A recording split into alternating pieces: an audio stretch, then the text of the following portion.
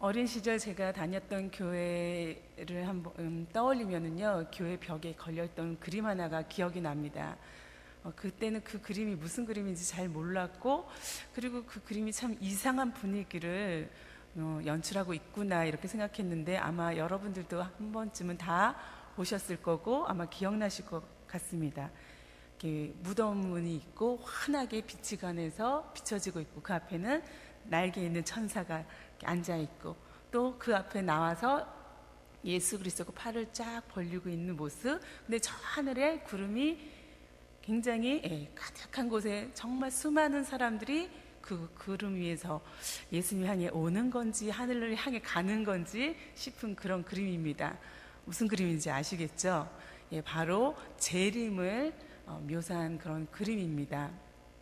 제가 어렸을 때만 해도 이런 재림에 대한 그림을 보거나 설교를 듣는다거나, 그리고 그것에 관한 노래를 부른다거나, 그런 일들이 지금보다는 좀 잦았던 것 같습니다. 근데 요즘은 이 재림에 대해서 얘기하기가 좀 두렵습니다. 왜냐면은 이 재림에 대해서 얘기를 하면은 뭔가 광신도 같고, 그리고 그것에 대해서 뭔가 부작용들이 자꾸 생기기 때문입니다. 실제로 이런 이단 사이비 종파라든지 그런 곳에서는 이 재림에 대해서 잘못 이해하고 잘못 인도하기 때문에 사람들은 그것에 대한 거부감을, 이 재림에 대한 메시지를 듣지 않는 것, 그리고 가능하면 거론하지 않는 것에 둘 때가 참 많이 있습니다. 그런데 예수님께서 이 땅에 처음 오셨을 때, 아기의 모습으로 오셨을 때 초림을 우리가 얘기할 때 정말 그분이 우리를 구원하기 위해서 하나님께서 보내주신 어떤 것입니까? 저 구원의 통로지 않습니까? 그래서 우리가 그 예수 그리스도를 받아들이고 그분과 더불어 사는 삶이 얼마나 좋은지 알게 되고, 또 우리가 그리스도인이라고, 성도라고 막 일컬음 바르면서 이렇게 살 수 있는 건데, 예수 그리스도의 재림 역시 다시 오신다는 것은 그분이 우리와 함께하고 우리를 구원을 완성시키시기 위해서 오시는 것인데, 그것에 대해서 우리가 듣지 않으려고 하거나 그런 말씀을 하지 마십시오라고 한다거나, 그런 것은 뭔가 균형이 맞지 않는, 믿음이 있는 듯 하지만 믿음이 없는 것 같은 그런 모습을 가진 것입니다. 그래서 오늘 베드로가 이 베드로 후서에서 성도들에게 두 번째 편지를 쓰면서 내가 이 편지를 쓰는 이유에 대해서 설명하는 것을 우리도 들어야 하는 것입니다. 왜냐하면 이 말씀이 재림에 대해서 말씀하고 있고, 우리가 또 재림에 대해서 이 본문이 전부를 설명하고 있지는 않지만 오늘 그 재림에 대해서 우리가 일부 들어야 될 부분이 여기에 담겨 있기 때문입니다. 구원은 우리에게 주어진 가장 큰 소망이자 주님의 약속인 것입니다. 그래서 베드로는 이 3장 1절과 2절 시작하면서 내가 이 글을 쓰는 이유에 대해서 그것을 설명하고 있습니다. 그것은 말씀에 나온 것처럼 이 두 편지로 너희의 진실한 마음을 일깨워 생각나게 하기 위해서, 다시 기억하고 떠올리게 하기 위해서 이 편지를 쓴다고 그렇게 기록하고 있습니다. 그리고 2절에도 거룩한 선지자들이 예언한 말씀과 주 되신 구주께서 너희의 사도들로 말미암아 명하신 것을 기억나게 하려고, 일깨우고 기억나게 하려고 이 편지를 쓴다라고 고백하고 있습니다. 말하고 있습니다. 우리에게도 다시 일깨우시고 또 기억나게 하시기 위해서 이 말씀을 주고 계십니다. 근데 그것이 무엇입니까? 오늘 본문에서 좀 긴 메시지를 읽었지만 여기에는 두 가지 큰 이야기가 담겨져 있습니다. 재림에 대한 태도이죠. 많은 사람들이 예수님이 재림하신다는 약속에 대해서 부인하거나 아니면 잊어버리려고 하는 사람들이 그 당시에도 있었습니다. 왜냐하면 예수님이 금세 오실 줄 알았는데 자꾸 기다리고 자기의 모든 재산도 다 팔고, 그리고 그 재산 다시 오실 예수님을 기다리고 있는데 빨리 안 오시니까 아닌가 보네, 안 오시나 보네, 이런 마음이 들면서, 그렇지, 예수님이 다시 온다는 것이 가능한 일인가? 그게 예수님이 이미 죽으셨고 그 부활하셔서 하늘에 가셨다며 다시 그분이 이 육체의 몸을 입고 다시 오신다는 것이 이해가 되지 않는 것입니다.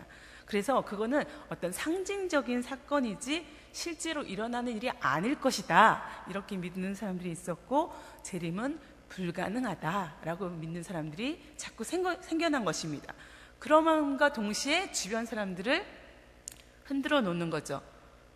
아니야, 그리고 재림은 이런 걸 거야. 그래서 그 재림에 대해서 자꾸 희석시키거나 약화시키는 그런 인식들을 하도록 하는 일들이 자꾸 생겨난 것입니다. 그래서 4절, 5절 이 말씀에 베드로는 아니다, 왜 재림이 분명한 하나님의 약속인지 그 근거를 말씀하고 있는 것입니다. 과거의 4절에 보면은 이전에 이스라엘 백성들이 물로, 그 이전에 초기에 창조된 이후에 대홍수 사건이 있었던 것을 기억하지 않습니까? 이스라엘 백성들이 하나님이 홍수로, 물로 쓸어버려서 이 세상을 심판했던 일이 있지 않았느냐, 모든 것을 창조하시는 분이 모든 것을 심판하실 권한도 그분에게 있다라는 것을 떠올리면서 이제 앞으로 있을 미래의 심판은 물이 아니라 불로써 심판이 이루어질 것이라는 것을 분명하게 말하고 있는 것입니다. 그러면서 하나님의 말씀으로 된 그것을 일부러 너희가 잊어버리려고 한 것에 대해서 지적하고 경고하고 있는 것입니다. 6절, 7절에도 그렇게 세상의 물이 넘침으로 멸망하였을 때 이제 하늘과 땅은 그 동일한 말씀으로 불사르기 위하여 보호하신 바 되어 경건하지 않은 사람들의 심판과 멸망의 날까지 잠시 보존, 유보하고 있는 것이다 라고 다시 설명하고 있는 것입니다. 우리 역시 이제 당장 우리가 심판이 내일, 모레 이렇게 눈앞에 보여진 것들이 아니기 때문에 우리는 잠시 유보된 그 심판 앞에 서 있는 것입니다. 그런데 베드로는 이 말씀에 7절의 말씀에 이어서 그러니 너희들은 잊지 말아라, 자꾸 잊거나 희석시키거나 약화시키지 않고 재림에 대해서 분명히 말씀한 것을, 들은 것을 잊지 말라고 8절에 얘기하고 있습니다. 주께는 하루가 1000년 같고 1000년이 하루 같다는 이 한 가지를, 재림이 인간이 생각하는 그 시간의 계산에서 오는 것은 아닐지라도 하나님이 반드시 모든 것을 주관하시는 분이 심판하신다는 사실과, 그리고 하나님의 섭리에 따라, 하나님의 경륜에 따라 그 심판이, 그 재림이 있다는 것을 잊지 말라고 우리에게 권면하고 있습니다. 우리에게 기억하라고 그렇게 말씀하고 계십니다. 또 한 가지, 이렇게 재림에 대해서 희석시키는 일들, 잊고자 하는 것들이 하나의 그 재림에 대한 태도라면, 또 한 가지는 10절에서 재림의 또 다른 특징은 도둑같이 임한다는 것입니다. 그게 10절에 있죠. 이 절에서 우리가 드는 생각은 왜 하필 예수님의 재림을 이렇게 기분 나쁘게 도둑이라고 표현했을까, 이런 생각이 듭니다. 여기 칠레 땅에서 도둑을 맞아보신 분들은 다 아시겠지만 도둑같이 예수님이 오시기를 원하지 않죠. 그죠? 그런데 베드로 오늘 말씀 속에서도 도둑같이라고 표현이 되어 있지만 데살로니가 전서 5장의 1절부터 5절의 말씀에도 이 말씀이 조금 더 상세하게 분명하게 기록되어 있습니다. 제가 그 말씀을 다시 한번 읽어드리겠습니다.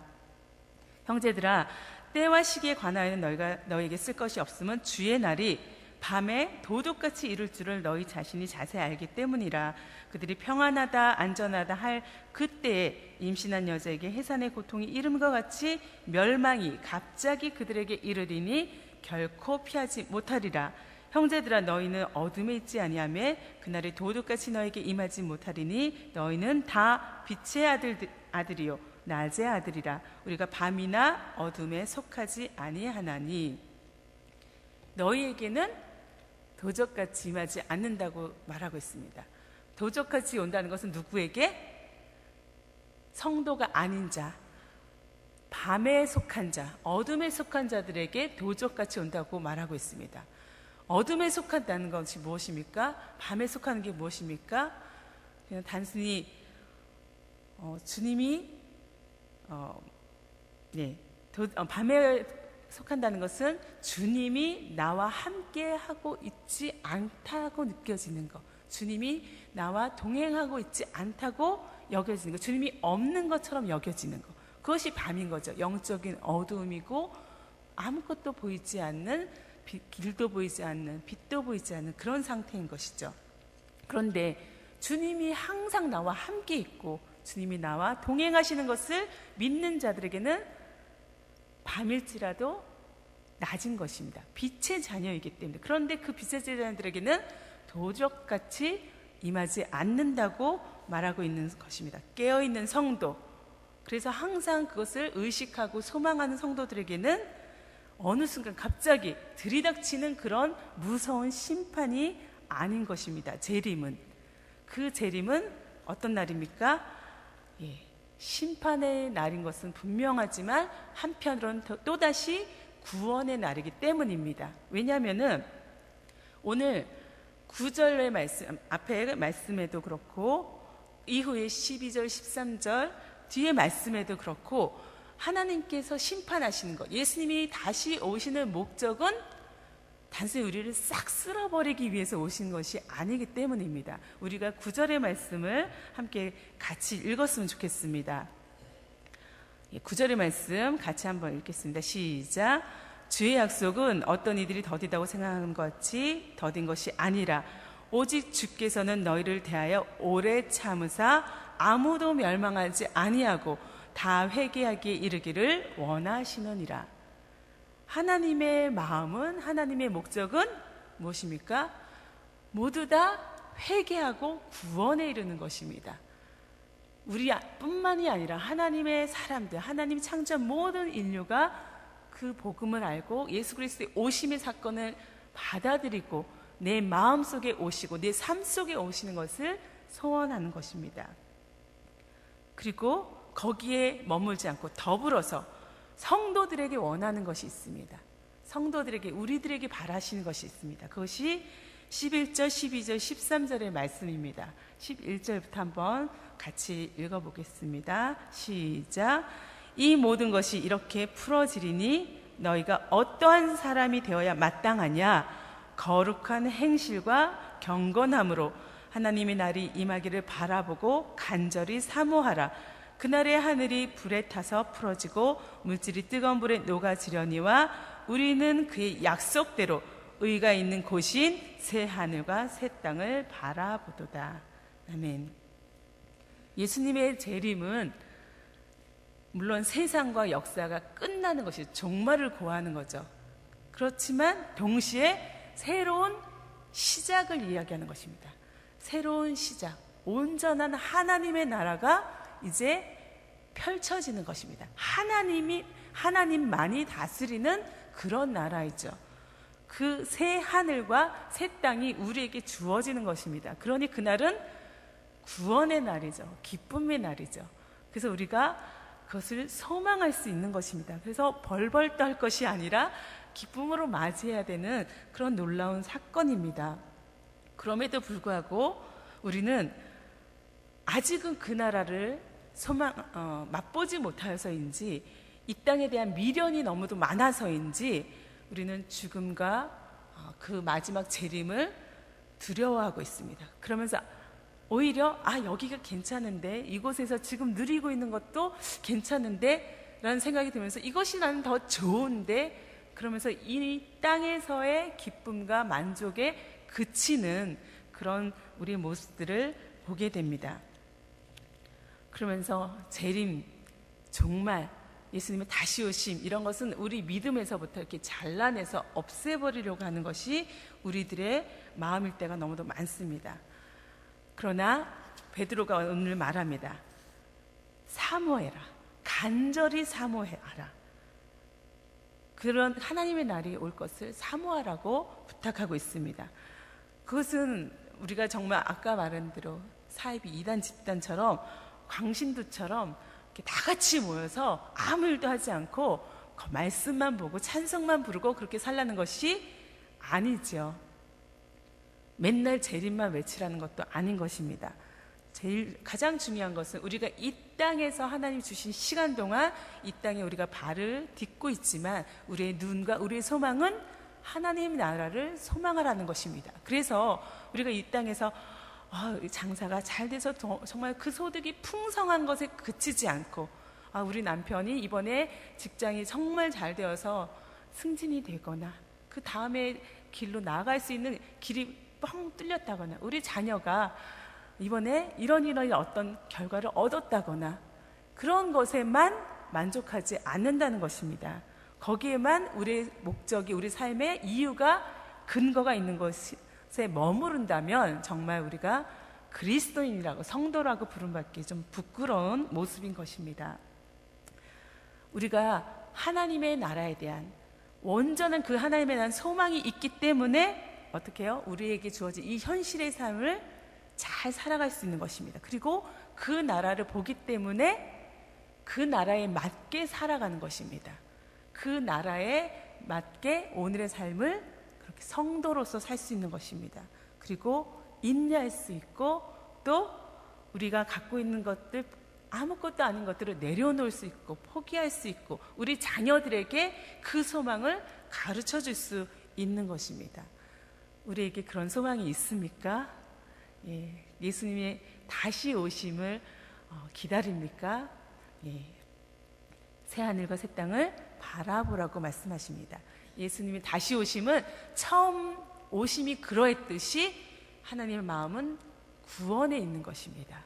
구원을 소망하고 기대하고 또 우리 주변에 있는 많은 이들이 함께 그 나라를, 그 하나님의 나라와 그 새하늘과 새 땅을 소망하며 같이 걸어갈 수 있도록 우리에게 주어진 오늘을, 매일을 그렇게 소중하게 기적적으로 그렇게 살아가는 그리고 우리의 삶이 되기를 간절히 소원합니다. 함께 기도하겠습니다.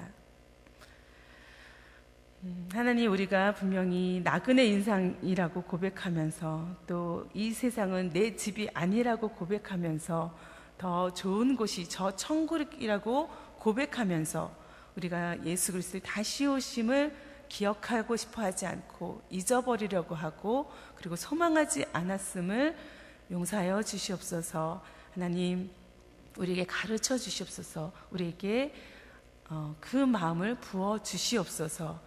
날마다 우리에게 주신 이 삶을 하나님 나라처럼 살아갈 수 있게 해주시고 또 날마다 주님과 동행하며 살아가는 동안 주님이 기뻐하는 또 주님과 동행하며 그 위로와 안식을 얻는 그런 날이 되도록 축복하여 주시옵소서. 주님께서 오늘도 새 힘을 주시고 이끌어 주실 것을 믿고 감사하며 예수님의 이름으로 기도합니다. 아멘.